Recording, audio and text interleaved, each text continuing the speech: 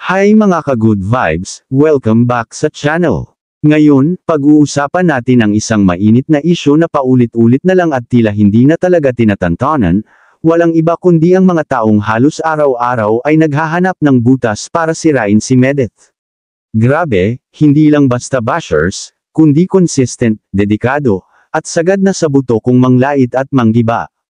Alam nyo, nakakagulat pero totoo, may mga content creators na literal ginagawa ng career ang paninira. Araw-araw may bagong anggulo, bagong haka-haka, bagong issue na pilit ikinakabit kay Medeth, para bang checklist, anong iko-content natin ngayon?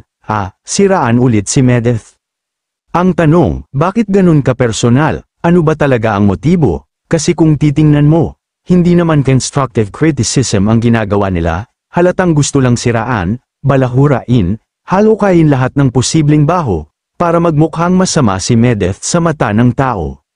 Nitong mga nakaraan, pati sina Kalingap Joy at Carla nadadamay na, ginagawa ng kwento na tipong naiinggit daw si Medeth sa tagumpay ng iba, lalo na kay Joy at Carla, kung titignan natin, wala naman talagang koneksyon, bakit biglang idinamay si Carla?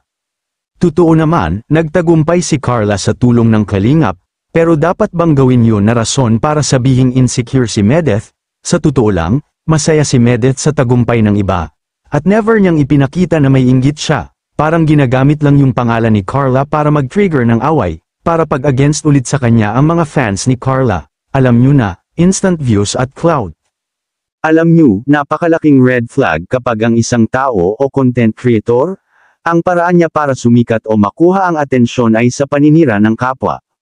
Hindi lang to nakakasama sa image ng sinisiraan, kundi sa mismong gumagawa ng content. Kung uulitin mo araw-araw ang narrative na masama si Medeth, naiinggit siya, pabagsakin siya, eventually hindi na ito content, obsession na ito. Para bang baliw na pabagsakin ang isang tao kahit hindi naman siya nakikipagkompetensya. Ang tanong ngayon, sino ang susunod? Baka si Viancy na naman ang target. Kasi kapag naubusan na ng bala sa isa, lilipat sa iba, halatang walang ibang goal kundi ang manggulo, manira, at magpasikat sa pangalan ng ibang tao, nakakatawa na lang talaga minsan, pero at the same time, nakakaawa, kasi imbes na gumawa ng content na makabuluhan, puro paninira ang laman ng channel. Sa panahon ngayon, madali nang gumawa ng kwento, pero sana, matuto tayong maging mapanuri, hindi porket trending o viral ay totoo na. At higit sa lahat, huwag tayong maging tagasunod ng inggit, galit, at paninira.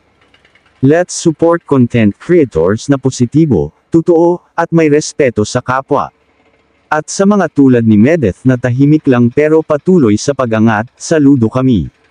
Keep going. Kung nakaabot ka sa dulo ng vlog na to, thank you so much.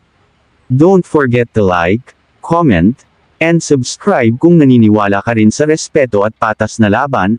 Hanggang dito na lang, ingat kayo lagi, maraming salamat po sa inyo.